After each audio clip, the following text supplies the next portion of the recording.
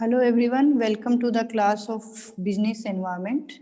So in yesterday's class, we discussed about business environment, how many types of business environment is there, what all factors comprise of internal environment, and what all factors consist of micro and macro environment. So we have analyzed the environment, we know which kind of environment we need to deal with, right? So now we'll be taking this discussion ahead by thinking that why do we need this assessment of environment or the scanning of environment, these factors. Actually, the internal factors, the internal environment and the micro environment. We know that this organization is a part of internal environment or micro environment. So this micro environment decides what are the strengths of the organization, right? So this periphery environment and also your internal environment supports in this and this combined together, and it gives us the strengths and weakness of the organization. Now talking about the strengths and weakness of the organization, suppose in an organization the manpower is very strong, or it is very dedicated, very skilled manpower is there. So that is a kind of strength for your organization, right? This is basically you can say that strength is nothing but the inherent ability which actually gives the strategic advantage to the firm. So strength can be defined as an inherent ability. Okay. And while talking about the weakness, we can say just opposite to this, that weakness is the inherent shortcoming, or you can say inherent limitation, because of which a firm faces strategic disadvantage, right? So strength brings you a strategic advantage, strategic edge as compared to others, and weakness brings a disadvantaged position for the organization. Just for instance, in case of when we are talking about the weakness, if labor turnover is very high in your organization, labor turnover means that people who are working in your organization, they do not stay for longer period. They come, join, they work, and then they leave and go. Okay, so that attrition rate is very high. So that is a kind of disadvantage for your organization. Or if your employees are not motivated, or you can say your suppliers are not cooperative enough, so that will add up to the weakness of the organization.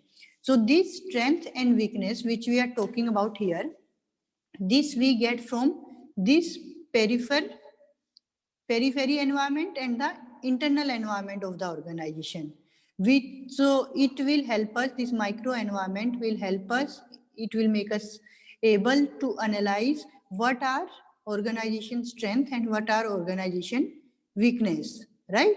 So strength and weakness of the organization we get from the micro environment and the internal environment. Now talking about the macro environment, so how macro environment impacts, how does it contribute? So that macro environment gives us two things: opportunities and threats. So what are opportunities? Macro environment is our general environment, our remote environment, overall direction it provides. Also to the business, it gives opportunities and threats. Opportunities means, opportunity is such a condition in which the market, that condition in the market which will have a positive impact on your business, right? So any positive condition which is prevailing in the market or which is existing in the market, which will give you an upper hand, that is a kind of, that becomes an opportunity for you, right? So it gives a strategic advantage again in the future to grow, because if there are good opportunities for your business, in the future your business will be growing. Take an example of online teaching. See, there is a craze for online teaching, or after pandemic COVID-19, you can say this is the only way out, which we could continue in this way. At least we haven't stopped our learning and teaching. We continued with the online, so there is a craze going on.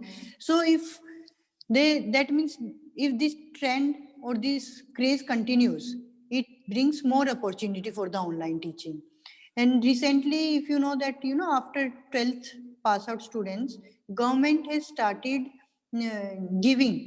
distributing laptops as a part of the scholarships to the students. That means even government wants students to go towards online teaching. They should not be limited to the offline teaching. So government is also promoting online teaching. That is a kind of opportunity for us, because if they have the means to go for online teaching, they will have more access to our content. They can, they'll be accessible to all the contents which is available for their subjects and for their course.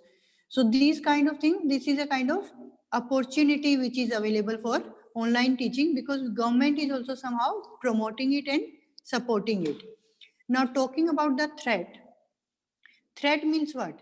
Threat means any negative condition which is present in the market or which might have a negative impact on the business.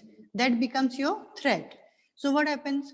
See, if anything, be it something negative is happening in your surroundings or in the surrounding of the business, in the environment, which will impact your business adversely. So that is counted as your threat. Suppose you deal in export and import, and custom duty is likely to increase, or it is speculated that it is about to increase. There would be a hike in custom duty. So that is a kind of threat available for the export import business, right? Which will hinder the business, or which will have some kind of adverse influence on the business. So if such things comes, or if government is coming with some act or some bill which might impact your business negatively, then also it becomes a threat for your business. Now you all must be aware of this Kisan agitation which is going on, farmers protest, right? Kisan Andolan which is going on right now. What it is all about? Because in this, farmers are feeling that their agriculture or their future will have a kind of threat. That's why they are opposing the bill. The bill in which the MSP, and there are 3 points for which they are protesting. So this is what? This is a kind of threat which is they are going to face. Right now they are not facing, but in future they will have problem with that. And that's why they are protesting for that presently. Currently they are protesting for that. So that would be a kind of threat for their business or for their farming in the future. So that's why they are opposing. So it is a kind of threat which is available in the environment, and that is a new agriculture bill or whatever farmers bill, MSP bill, which has been passed by the government. So it contributes, it brings the threat for them. So these opportunities and threats we get from the macro environment. So now when we compile it all together, we get an acronym. See what is happening. Internal and micro environment is giving us strength and weakness, and the macro environment is giving us opportunities and threats. So we get an acronym called SWOT, and now it is also known as SWOC. T stands for threat and C stands for challenges.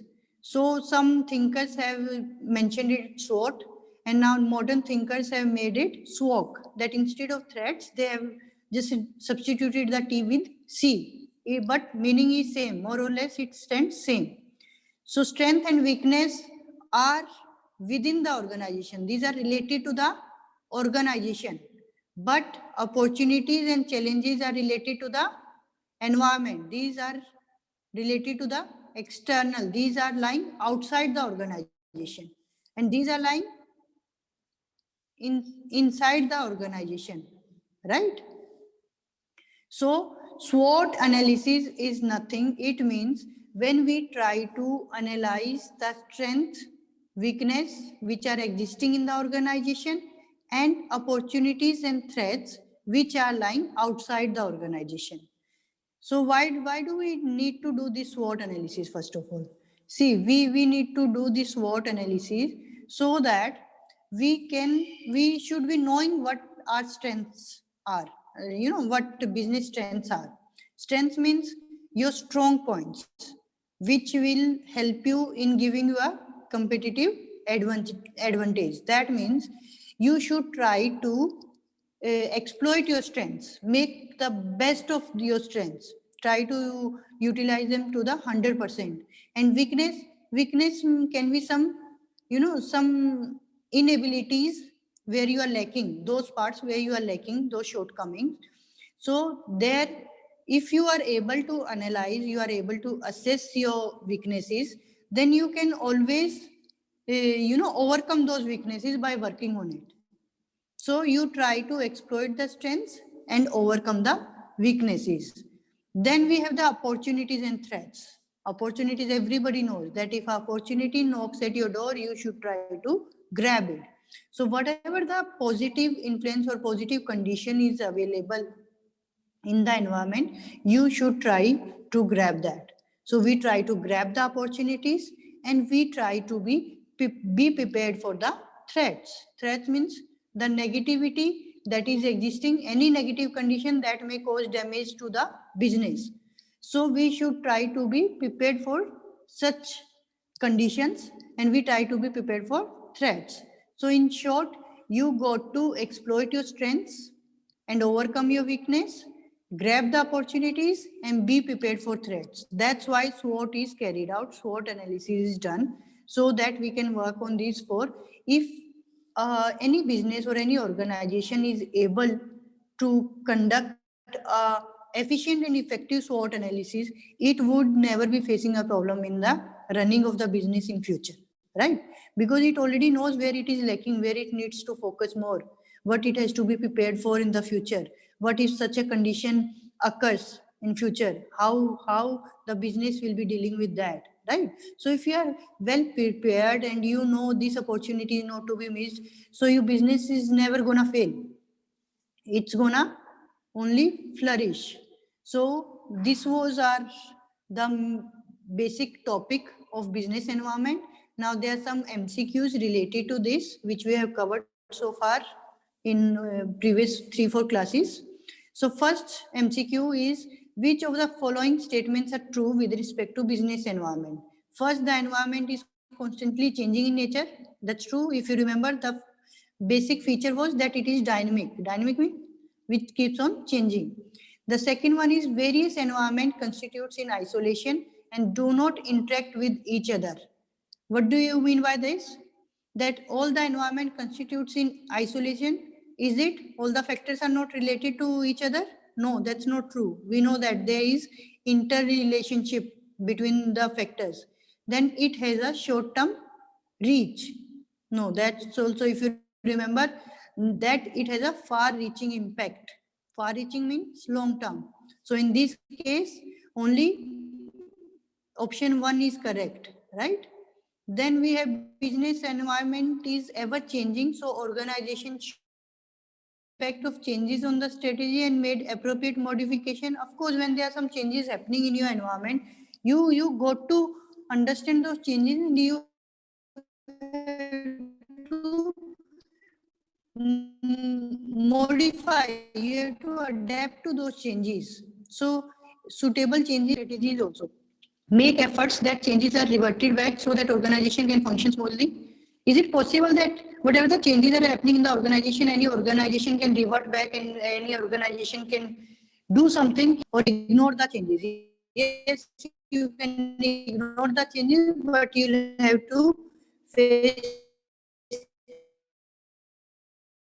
the repercussions of the same. The consequences will be seen. You won't be able to survive for a longer time if you ignore the changes. Then while visualize it as static, we know that business environment is never static. It keeps on changing. It is dynamic. It is diverse because it constitutes many factors and it is complex in nature. Yes.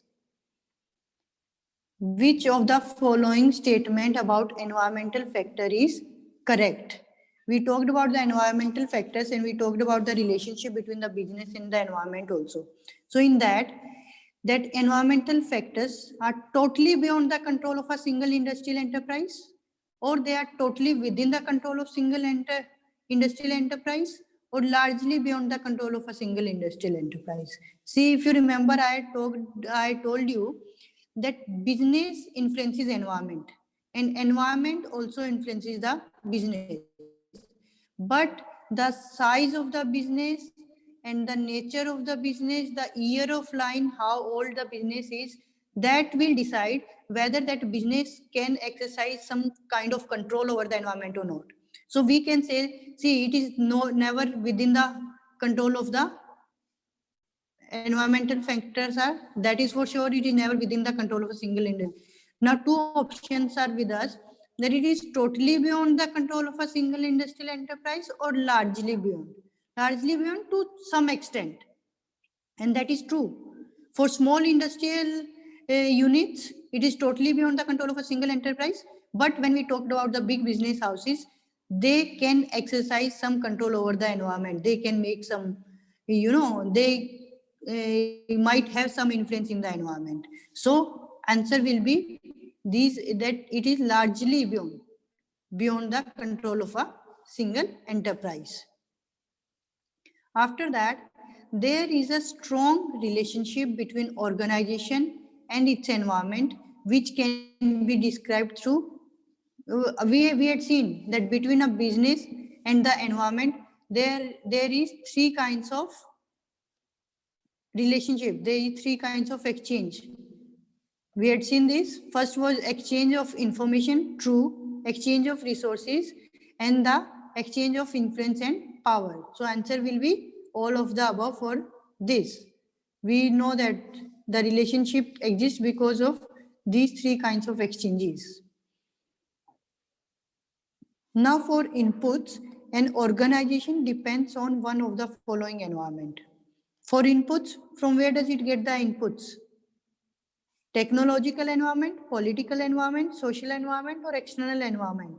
Now the thing which is interesting is that, see, technological, political, and social environment, these are all three are part of external environment, right? Isn't it? So if we mark the external environment, we know that these three are already included in it. So the inputs an organization is getting, it is coming from the external environment. The term pestle analysis is used to describe the framework for analyzing microenvironment, macroenvironment, both A and B, and none of A and B. For microenvironment, if you remember, I had given a cosmic acronym that is used for microenvironment, and for macro we use pestle plus G and D. G was for global and D was for demographic. So pestle analysis is used for analyzing the macro environment. For micro, we use the cosmic factors, those factors which were acronymed as cosmic. Now, identify which one of the following is not the element of microenvironment. So in microenvironment, we are talking about suppliers. Yes, in cosmic, we are talking about consumers. We are talking about competitors. But yes, society is a part of macro environment, not a part of microenvironment. How the performance of an organization in private sector is measured. How it is measured? If you remember Peter F. Drucker's statement that every business needs to create and retain the customers, right? The aim of every business is to create and retain the customers.